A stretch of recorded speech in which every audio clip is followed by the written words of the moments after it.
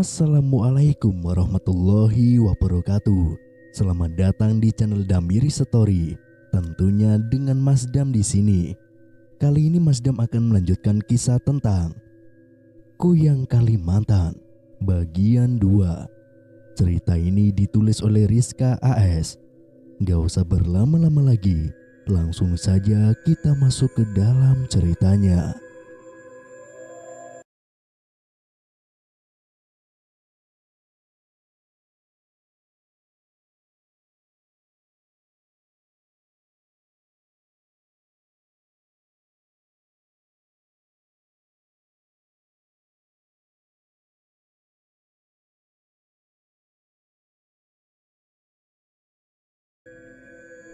Akhirnya kami makan terlebih dahulu, padahal aku sudah sangat kepo. Aku yang pertama menghabiskan makananku, saking antusiasnya pengen dengar cerita dari Kak Riana. Ya Allah dek, makannya pelan-pelan, nanti tersedak loh. Segitunya mau dengar cerita lanjutan dari kakak? Ledeknya saat melihatku makan seperti orang kelaparan. Iya kak, aku pengen cepet dengerin kelanjutan cerita kakak. Soalnya aku semalam lihat sesuatu yang menakutkan. Lihat apa dek? Iya Ras, kamu lihat apaan? Kok gak ngasih tahu aku sih? Shh, nanti aja setelah Kak Ria selesai cerita, baru giliranku As. Oke baiklah, kakak akan lanjutin cerita yang tadi ya. Jadi nih, setelah kakak lihat pembalut yang berdarah-darah di kresek hitam itu, kakak spontan langsung simpen lagi. Karena tiba-tiba ada melati di belakang kakak. Dia baru beres mandi. Kakak akan jelaskan percakapan kakak sama dia ya pada saat itu. Ri, aku baru inget powerbank kamu ada di bawah bantal aku. Ujarnya dengan tampang panik saat melihat kakak dekat dengan lemarinya. Aku masih menyimak dan batinku berkata kalau memang Kak Melati itu bukan manusia biasa. Tapi aku belum mau buka suara tentang semalam. Biarlah dulu Kak Ria menyelesaikan ceritanya. Terus ada lagi nggak Kak setelah itu? Ada sih, cuma ini kayaknya terlalu jauh deh dek. Ya kak, ayolah kak, ceritain aja. Kami janji kok gak akan buka rahasia. Bangsaku bagaimana lagi sudah terlanjur ingin tahu saat itu. Iya kak, ucap Asti juga. Ya udah deh, tapi janji ya. Ucapnya aku dan Asti hanya menjawab dengan anggukan. Jadi setelah kejadian itu kakak jadi curiga sama dia. Cuma kakak orangnya gak mau ganggu privasi orang. Selama itu gak membahayakan kakak. Tapi jauh di lubuk hati kakak yang paling dalam, kakak pun menyimpan rasa penasaran yang besar. Lalu setelah minggu ketiga dia di sini, kakak baru tahu ada tanda merah yang melingkar di lehernya. Seperti bekas ya gitulah. Serem banget sih, sumpah. Tapi ya kembali lagi, kakak tidak berani menanyakan apapun. Dia juga jarang banget memperlihatkan lehernya. Karena biasanya dia selalu pakai baju yang nyambung sampai ke leher. Sudah mandi pun selalu pakai double handuk untuk ditaruh di lehernya, walaupun gak keramas. Nah, kebetulan pada saat itu dia baru habis mandi. Kami berpapasan di depan pintu kamar mandi. Kakak yang mau mengetuk pintu diduluin sama dia yang membuka pintunya. Ya akhirnya terlihatlah kondisi lehernya itu. Dia kira kakak belum pulang ngampus, makanya dia gak pakai double handuk. Saat dia melihat kakak, wajahnya berubah menjadi pucat. Dan rambutnya yang tadi diikat pun langsung digerai. Dan seakan kayak dia menyembunyikan lehernya itu dari kakak, karena rambutnya tiba-tiba dililitkan ke leher. Memang sih rambutnya panjang dan indah. Dan dia pun langsung berlalu meninggalkan kakak begitu saja. tanpa sekata patah pun. Sumpah, serem banget kak. Kok bisa gitu ya? Kakak pernah nggak terbangun tengah malam dan melihat Kak Melati tidak ada? Pancingku lagi seakan jawabannya belum cukup untukku. Nggak pernah sih dek kalau bangun tengah malam, karena kakak tidurnya memang malam. Jadi jam 12 itu kakak baru tidur. Paling bangun subuh, cuma waktu itu kakak pernah kebelet pas jam 3 pagi. Pas kakak bangun, kakak lihat Melati sedang duduk di bawah ranjangnya. Dan pas menghadap ke kakak, kakak kaget. Ya karena waktu itu melihat di area bibirnya banyak bekas darah belepotan. Dia yang refleks melihat kakak pun langsung menyeka darah di bibirnya. Dan dia bilang itu bekas lipstik. Dia habis belajar make up katanya. Masuk akal nggak? Masa jam 3 pagi dia belajar make up? Lagian kalaupun belajar make up, dia kan tahu tata letak pemakaian lipstik itu di mana. Sebego-begonya orang pasti tahu kok lipstik itu buat bibir. Kakak tahu itu tuh darah, cuma dia ngeles aja. Tapi karena kakak udah kebelet, akhirnya kakak langsung pergi ke kamar mandi. Dan saat balik lagi, dia sudah tidur di ranjangnya. Entah pura-pura tidur atau beneran. Itu sih dek yang paling fatal buat kakak. Iya, kakak juga nyium bau anyir sampai ke ranjang kakak. Mana ada lipstik yang bau anyir. Cuma kakak diemin aja, bingung juga harus diapain. Oh, gitu ya kak. Kita kayaknya harus jadi pengintai deh, agar semuanya jelas dan terjawab. Tapi ngomong-ngomong, kakak tahu seputar kuyang tidak? Karena kan Kalimantan itu memang tersohor akan kuyangnya. Kalau soal kuyang sih sedikit banyaknya kakak tahu. Kuyang itu sejatinya adalah manusia seperti kita. Namun mereka bersekutu dengan setan untuk meminta hal-hal tertentu. Bisa kecantikan, awet muda, kaya raya, ataupun dendam. Yang jelas sih sesat. Mereka ngincarnya kebanyakan ibu hamil, ari-ari, janin, dan darah haid. Kakak kan berasal dari Banjarmasin. Nah, di sana juga banyak banget mitos-mitos soal kuyang. Kalau kakak sih nggak mau ketemu. Sebenarnya Laras mau kasih tahu sesuatu kak. Tapi Laras takut keliru, nanti jatuhnya fitnah. Walaupun Laras lihat dengan kedua mata Laras. Emang lihat apa dek? Cerita aja, siapa tahu kakak bisa bantu. Jadi semalam jam 1 malam Laras kebangun kak, kebelet pengen pipis. Tapi pas Laras bangun tuh, Laras lihat Kak Mel lagi duduk bersila di ranjangnya. Laras pun mencoba menjelaskan semuanya. Hah? Serius kamu dek? Gak bercanda kan? Beneran Ras? Ih kok serem banget sih. Aku yakin yang kamu omongin itu bener. Karena aku tahu kamu itu orangnya gak akan berani untuk mengarang cerita, ujar Asti. Serius kak? Masa Laras bohong?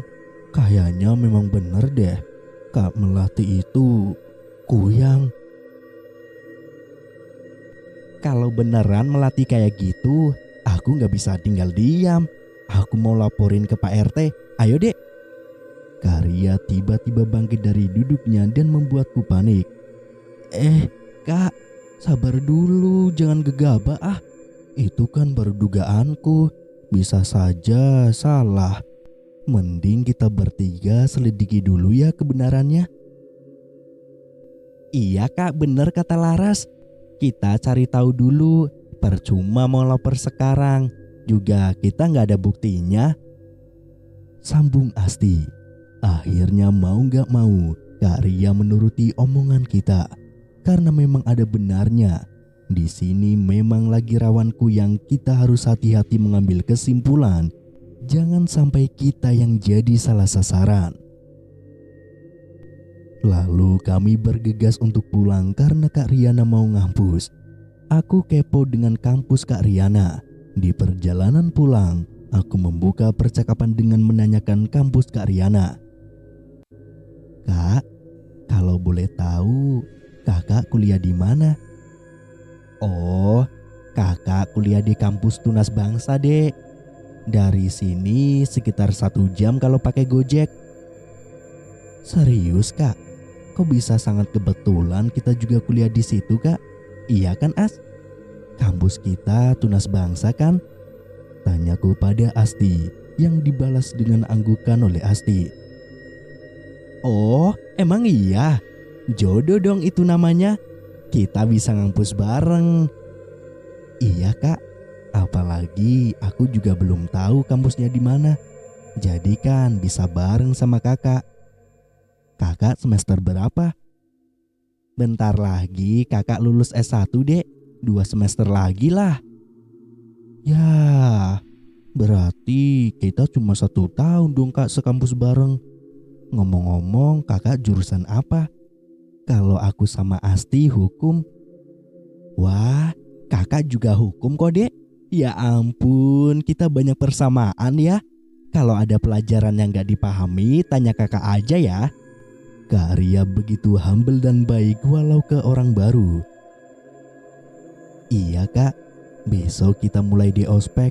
Untungnya kita udah cari tahu dari grup apa aja yang harus dipakai dan dibawa saat ospek. Jadi kita udah persiapin semuanya dari kampung.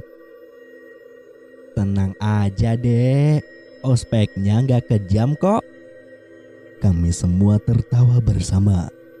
Saat kami sampai di kosan, aku lihat Kak Melati sedang siap-siap akan berangkat kerja. Ternyata Kak Melati sudah bekerja, bukan kuliah. Kata Kak Ria dia bekerja di salah satu mall terkenal di sini dan dia bekerja sebagai SPG. Pantas saja cantik dan badannya ideal. Tapi percuma, kalau cantiknya tidak real dari Tuhan, tidak akan bertahan lama. Mel, mau berangkat kerja? Bareng aja sama aku. Kan tempat kerja kamu sama kampus aku searah. Kita pesen GrabCar yuk. Ajak Ria berusaha sebisa mungkin, padahal dalam hatinya sudah tahu siapa sebenarnya Kak Mel. Enggak, Ri. Aku dijemput pacar. Jawab Kak Mel. Aku spontan ingin menggibah, masaku yang punya pacar. Tapi mungkin bisa saja terjadi pacarnya tidak tahu kalau Kak Mel itu jelmaan kuyang. Oh, oke deh.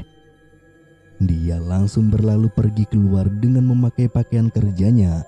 Pakai rok span sepaha, pakai syal di lehernya, dan heels tinggi.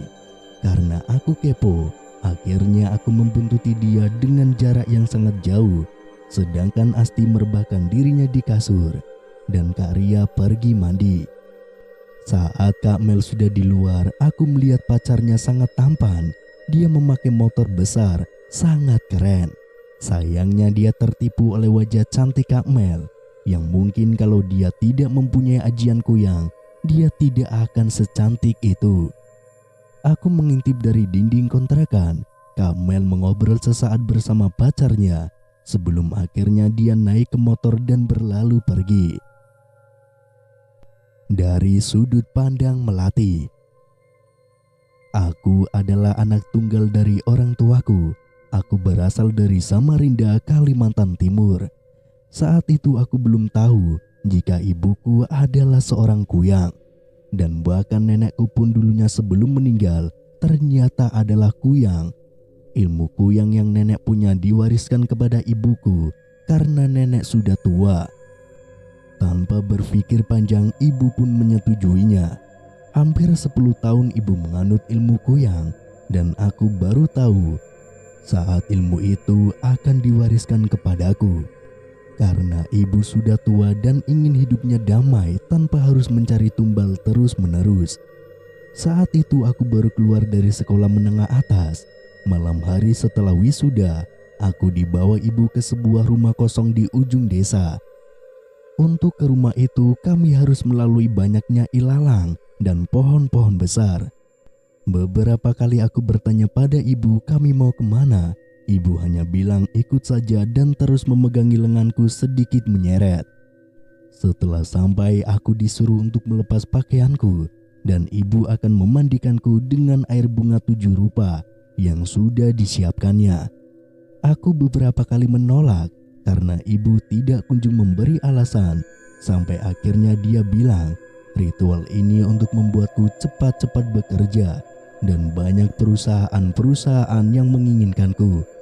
Akhirnya aku menurut karena memang aku ingin cepat-cepat bekerja. Ibu memandikanku sambil membacakan beberapa mantra sambil mengelilingiku sampai aku merinding dibuatnya. Dinginnya malam seakan menusuk tulangku. Selang beberapa menit saat aku sedang dimandikan, tiba-tiba hawa panas mulai menerpa badanku.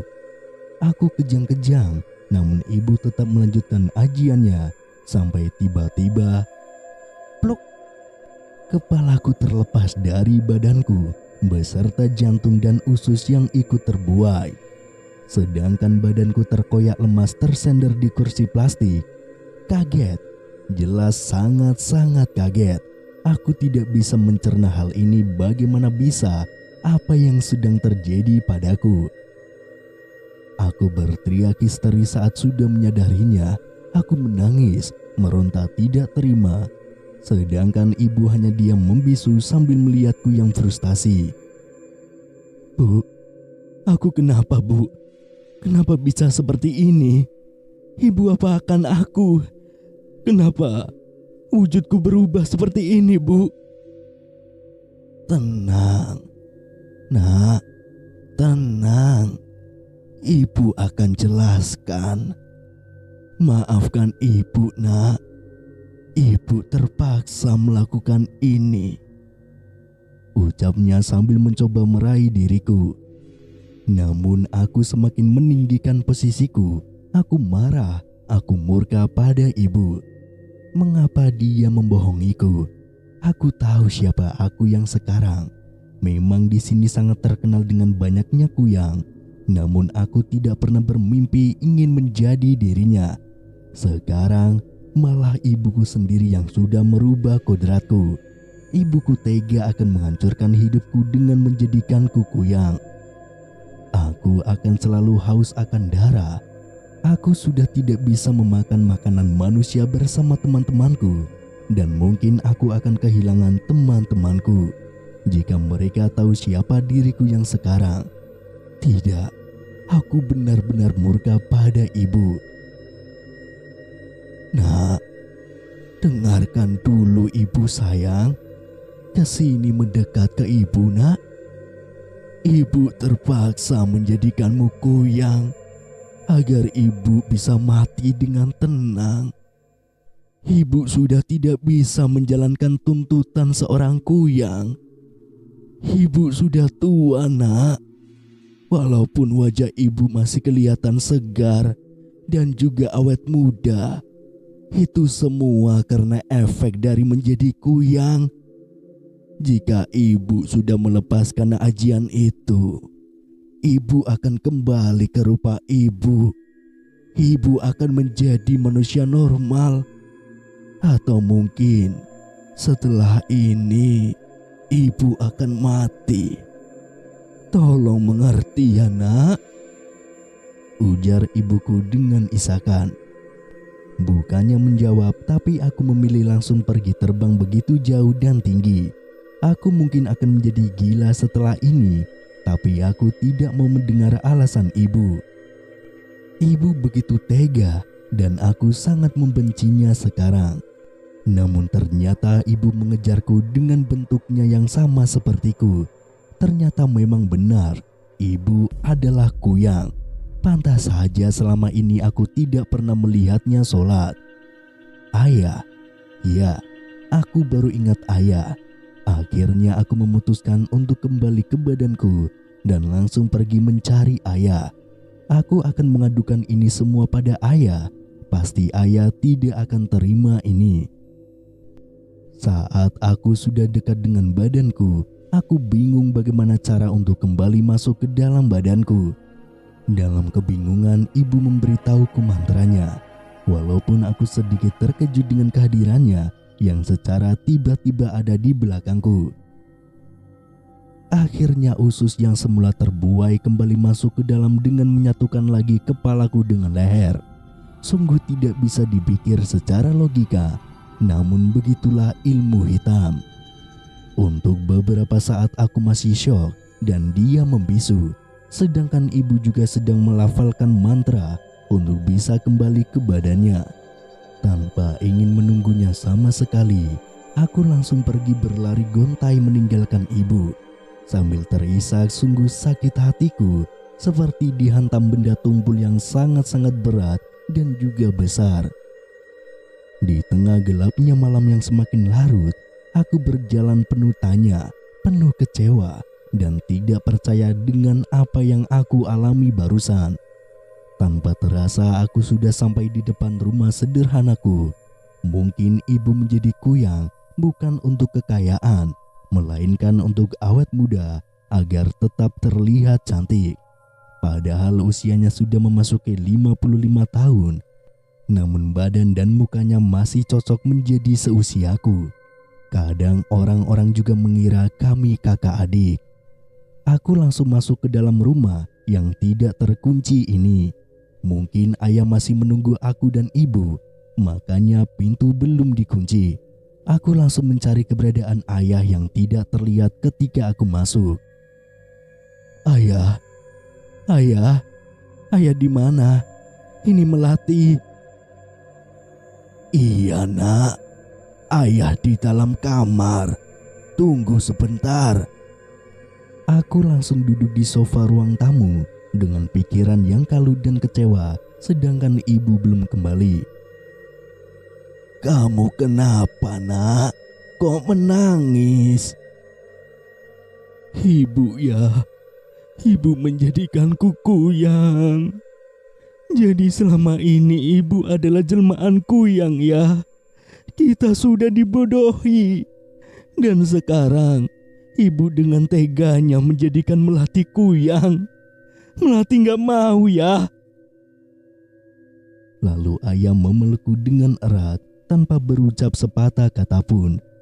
Sangat aneh, memang ayah tidak merasa sedikit sakit hati dan marah mengetahui apa yang sebenarnya terjadi. Apalagi aku adalah anak perempuan satu-satunya dan juga anak kesayangannya. Ya, mengapa ayah biasa saja? Apa ayah sudah tidak punya kasih sayang untuk Melati? Maafkan ayah Mel. Ayah, ucapnya gelagapan. Belum sempat ayah menyelesaikan ucapannya, tiba-tiba ibu datang. Maafkan ibu nak. Percayalah, ibu terpaksa melakukan ini. Ayah kamu pun tahu akan hal ini. Dadaku seperti dihantam palu, sesak dan juga nyeri. Kenapa? Kenapa kalian tega melakukan ini padaku? Aku sungguh membenci kalian. Teriakku, aku langsung masuk ke dalam kamar dan membanting pintu. Aku masih tidak percaya. Ternyata selama ini ayah pun tahu. Ayah yang selalu aku bangga-banggakan kepada teman-temanku, ternyata sekarang menjadi lelaki pertama yang menorehkan luka di hatiku. Aku merenung, terduduk di lantai sambil menyandarkan punggungku ke pintu, mencoba mencerna akan hal yang aku alami barusan. Di luar sana ibu dan ayah terus menggedor-gedor pintu, berharap aku membukakan pintu. Sampai pada pukul 3 pagi baru semuanya senyap sunyi dan hening. Mungkin ayah dan ibu sudah lelah dan masuk ke kamarnya. Aku langsung membereskan semua pakaianku. Nanti subuh aku akan pergi dari sini tanpa sepengetahuan mereka. Sesaat aku mengemasi baju, aku teringat Nisa sahabatku. Untuk sementara waktu, aku akan menginap di kosannya. Dengan terburu-buru aku langsung menghubunginya namun nihil. Aku sampai lupa kalau saat ini adalah dini hari. Pasti Nisa masih tidur. Sedangkan aku masih tidak bisa tidur. Aku masih belum menerima kenyataan ini. Sampai pukul 5 pagi, aku berniat untuk sholat, namun tidak bisa. Badanku seperti menolak dan panas sekali rasanya. Apakah aku tidak akan bisa sholat lagi setelah ini? Aku sangat-sangat frustasi. Aku langsung keluar dari rumah lewat jendela dengan mengendap-endap, takut ayah atau ibu terbangun. Setelah sudah jauh dari rumah, aku langsung naik ojek untuk menuju ke kosan Nisa. Sepanjang perjalanan banyak yang memperhatikanku. Mungkin bentar lagi mereka akan mengadu pada orang tuaku. 20 menit berlalu aku sudah sampai di depan gang yang terhubung ke kosan Nisa. Aku meminta berhenti di sini dan langsung membayar ongkos sebanyak 20.000. Mahal sekali karena biasanya aku sekolah diantar jemput oleh ayah. Untungnya aku mempunyai sedikit tabungan di celengan yang selalu aku sisihkan sedikit demi sedikit dari uang jajanku. Saat aku hitung jumlahnya lumayan, ada 800 ribuan. Mudah-mudahan cukup untuk aku bertahan hidup sampai mendapatkan pekerjaan. Tok tok tok. Assalamualaikum. Nisa. Aku langsung mengetuk pintu kosan Nisa. Waalaikumsalam. Melati, dari mana pagi-pagi buta gini? Tanyanya sambil membukakan pintu. Aku dari rumah, Nis. Boleh nggak beberapa hari ini aku nginep di kosan kamu, Nis? Please. Soalnya aku masih ada masalah sama keluargaku. Kamu kan sahabatku, Nis. Ya boleh dong, Mel. Siapa sih yang larang? Kan biasanya juga aku suka nyuruh kamu buat nginep, tapi kamunya aja yang gak mau. Iya, maaf Nis. Kemarin aku kan gak ada masalah. Dan pasti gak dibolehin juga sama ayah. Kamu tahu sendiri kan, ayahku itu sangat keras orangnya. Ya sudah, yuk kita masuk. Aku seneng banget tahu kamu nginep, Mel. Aku jadi gak kesepian nih. Iya Nis, makasih ya udah mau nampung aku. Untungnya Nisa baik, dia mau menerimaku. Tidak tahu lagi kalau Nisa tidak mau menampung aku harus kemana. Malam hari pun tiba, aku mulai gelisah. Badanku seperti ingin pergi, leherku sakit dan gatal. Saat aku raba ternyata ada lingkaran merah di leherku. Sungguh aku terkejut. Apakah ini memang ciri khas jelmaanku yang mempunyai lingkar leher merah? Rasanya gatal sekali. Semakin lama aku semakin gelisah. Aku mencoba melihat jam di ponselku, ternyata sudah jam 1 dini hari. Lalu aku membuka pesan yang dikirim oleh ayah dan juga ibu. Sungguh banyak. Namun aku tidak mau meresponnya sama sekali.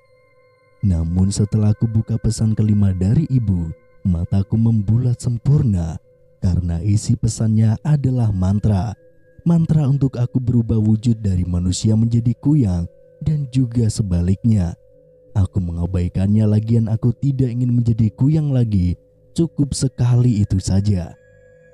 Namun 30 menit berlalu. Badanku semakin tidak bisa dikendalikan. Leherku sangat panas, juga haus dan lapar yang teramat sangat. Namun saat aku mencoba untuk meminum air putih, malah balik lagi. Perutku tidak menerimanya. Apa maksudnya ini? Tiba-tiba ada notis lagi di ponselku. Saat aku lihat ternyata itu pesan dari ibu. Nah, Ibu tahu saat ini kamu sedang merasakan sesuatu kan? Ibu sudah kirim mantra ajiannya. Bacalah dan pergilah mencari makan, nak. Karena kalau kamu menolak, kamu akan sakit dan lemah. Percayalah pada ibu, nak. Ini tidak seburuk yang kamu kira, dan kamu harus terbiasa. Malam ini adalah buruan pertamamu. Ibu akan mendampingimu dari jauh. Akhirnya mau tidak mau, aku terpaksa mencoba melafalkan mantra yang ibu kirim. Belum selesai aku membaca mantra, Nisa menegurku dari belakang, padahal badanku mulai bereaksi. Mel, kamu lagi ngapain? Tidak, Nis. Tidak apa-apa. Aku habis dari kamar mandi dan sekarang mau tidur lagi. Oh, kirain kenapa? Ya sudah, barusan aku hanya ingin mengambil minum. Baiklah, aku tidur duluan ya, Mel. Bersambung.